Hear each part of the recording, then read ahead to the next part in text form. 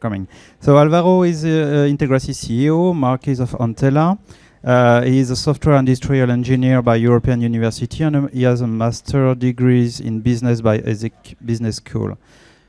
2022, he was considered one of the 20 under 35. Congratulations. Young space and satellite professional by the SSPI. Sorry.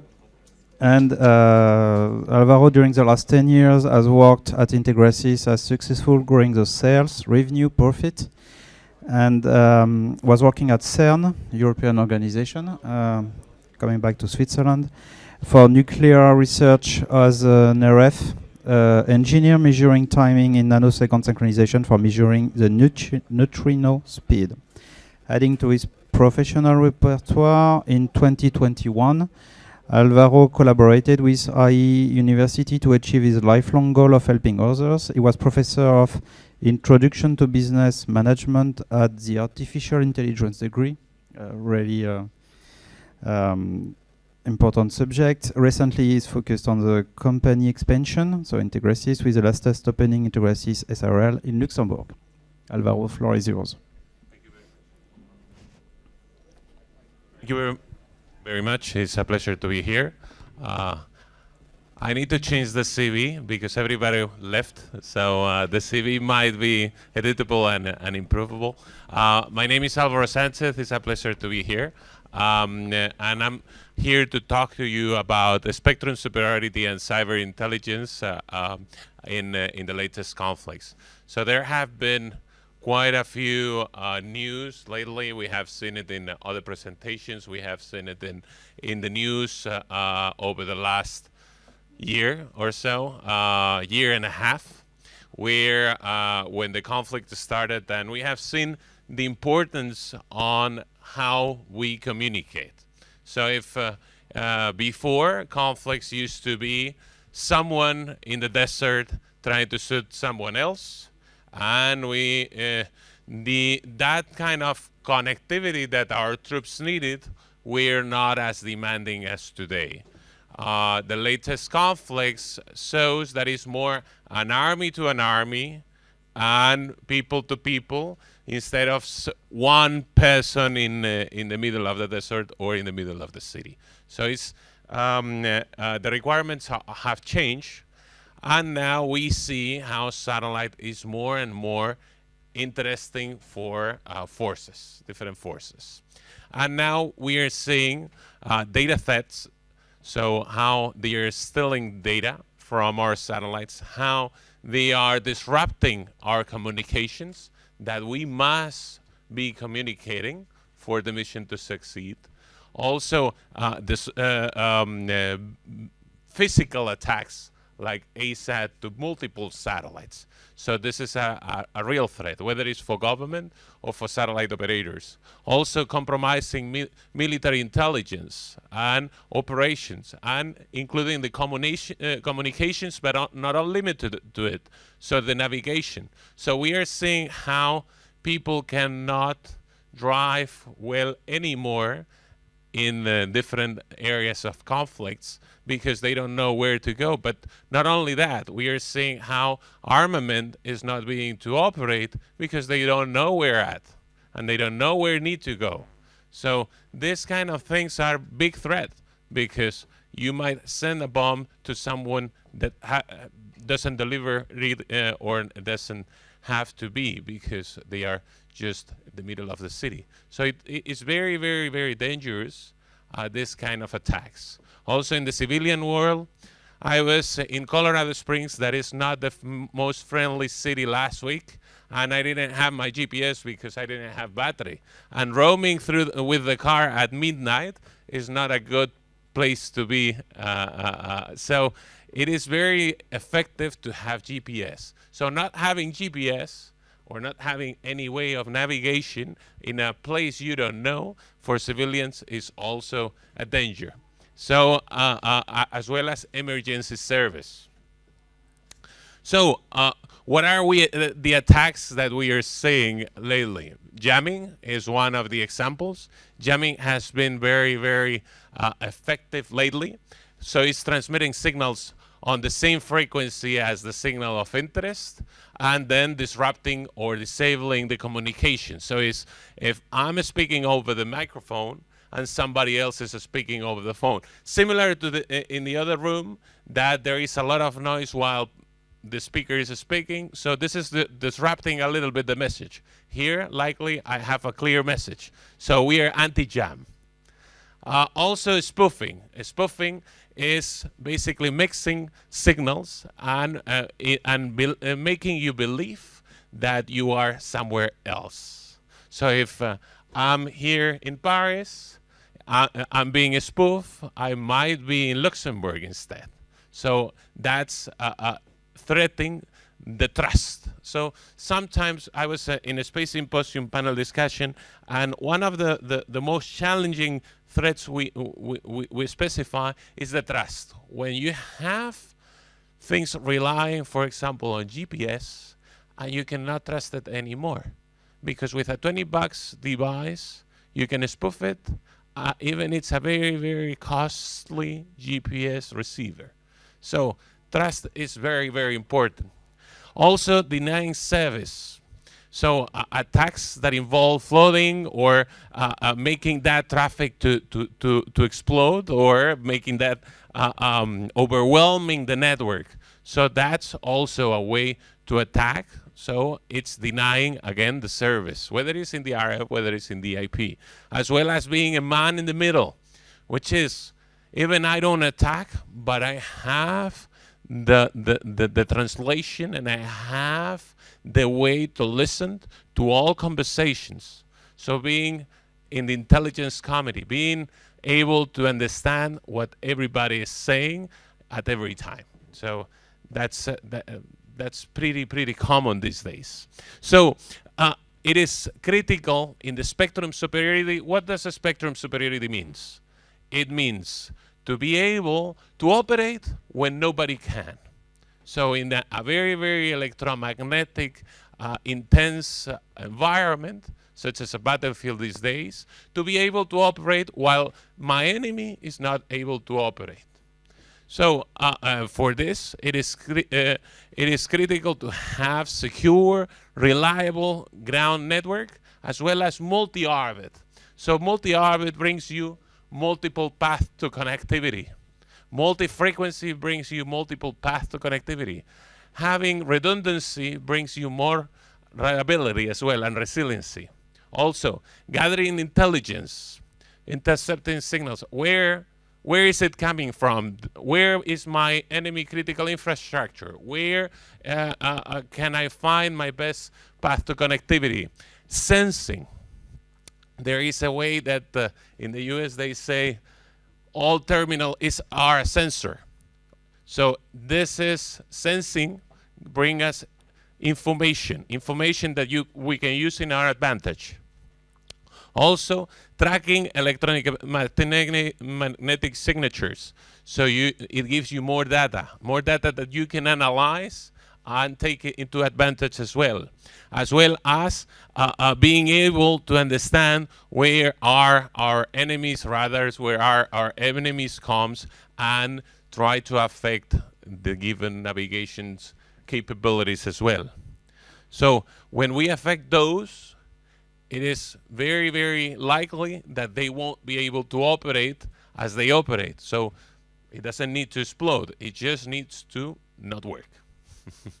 Also, control and exploit the electromagnetic spectrum to gain advantage to the adversary. So what are the cyber threats and intelligence that we are seeing these days, and the main advantage we need to accomplish? So identify potential threats by analyzing data-related cyber attacks and vulnerabilities. So are they trying to get us in, sorry, I look at the time and blew my mind. Are we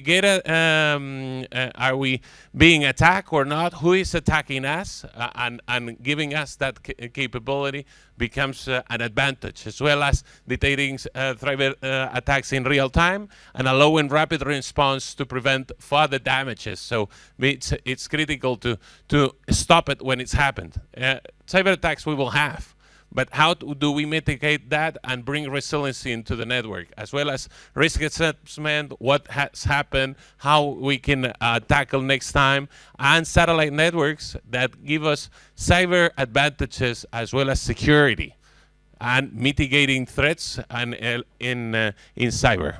So here we have few of the technologies that we believe it could help significantly. One is encryption. So being able to encrypt and secure satellite communications. So there are multiple ways.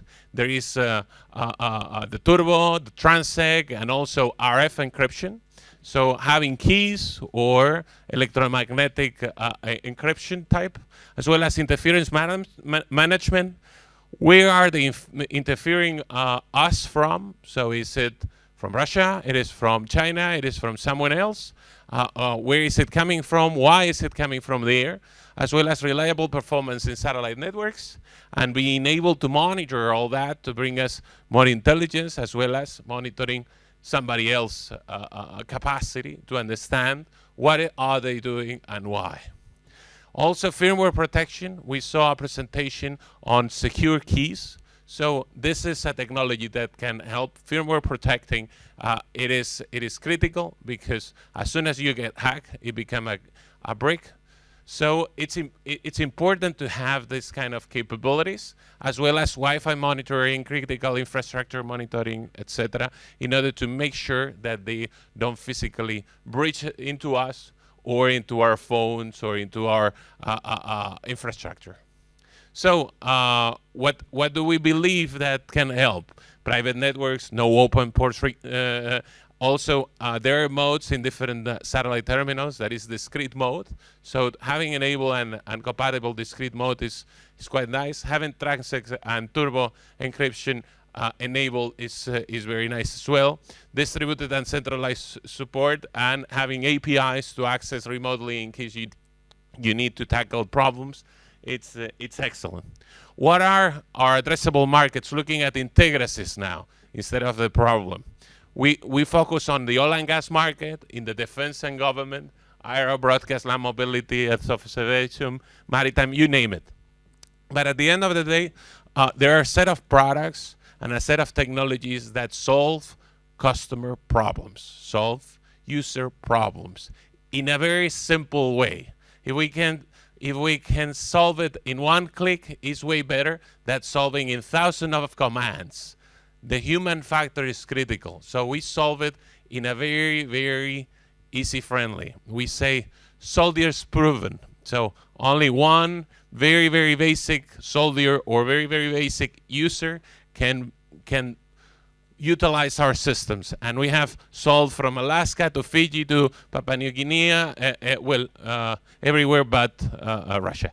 So in that way, we are very, very well spread. We have 9 offices in 7 countries, and we are pure software. And software, there is a beauty because you don't have time to deliver. You don't have customs. You don't have difficulties in this new world of delivering this kind of capabilities or backlog. So we partner significantly well with hardware companies because it's an additional service or product that we can provide. Looking at what we are doing, basically we do everything for the satellite network from the in the software sense. There is a missing product here that is looking at obtaining ITU license. So we help with software in obtaining ITU license.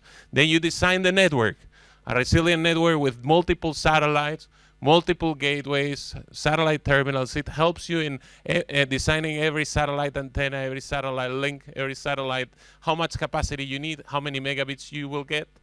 Then you put it into the flex cap that is managing all the capacity at the satellite, understanding what there is the user need, and then understanding how much megabits per second they will get with those megahertz, doing the setting and pulling. Then deploying with set motion, that is zero-touch commissioning. So being able to automate all the antenna, flat panel or parabolic or whatever antenna you need to pointing, nulling the cross-pole, and commissioning. Doing the maintenance. Sometimes we have forks that we don't want to travel to, and it can be recovered the service out of just a few clicks. Then monitoring all the capacity, all our capacity or our enemy's capacity, as well as looking at signals, understanding and characterizing signals. What is it saying, this particular signal, and why is it being transmitted? How much used it is, when increase or decrease, understanding.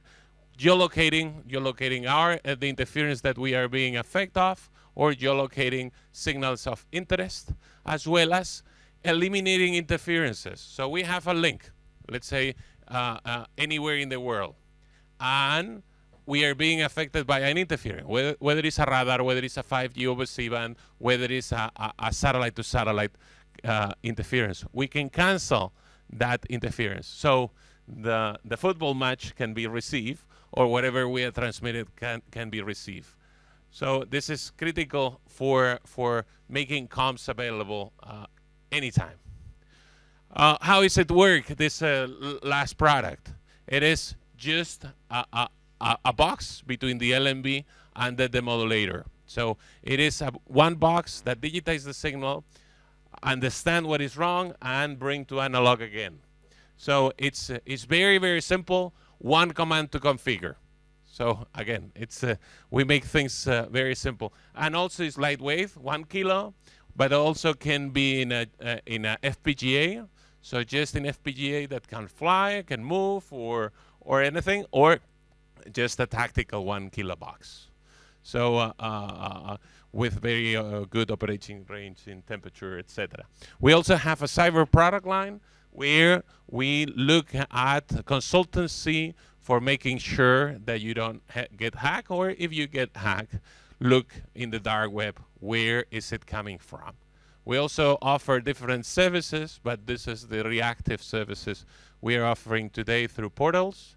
Also, we look at platforms that moves, let's say a boat that is sailing through the Baltic Sea and is looking at not being hacked.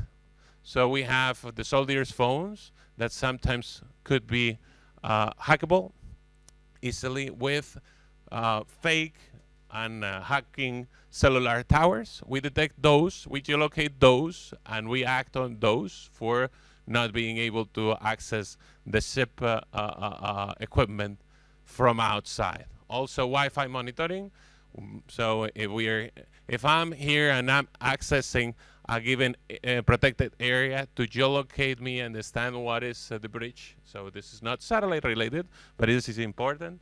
Firmware protection for protecting keys, protecting boxes, protecting with TPMs that enable us to make sure that our deployed network is not hacked. And if it is hacked, it gets unhacked automatically. Then also being able to make sure that we have the right encryption in RF. So being able to we characterize and geolocate signals to be able to make sure that no one can characterize or geolocate. So it's a layer in top of, let's say, turbo or encryption. And additionally, inhibit signals, whether it's in the ground or whether it's in the satellites. So being able to counter communications is an advantage for some governments. And with that, I would like to conclude that spectrum superiority is absolutely required. Cyber is absolutely required for this conflicts. We are very, very active in the EDF, European Defense Fund. If you are active too, please talk to us. We have a booth outside, as well as we are very active in the DoD environment in the US and many others. So, and NATO.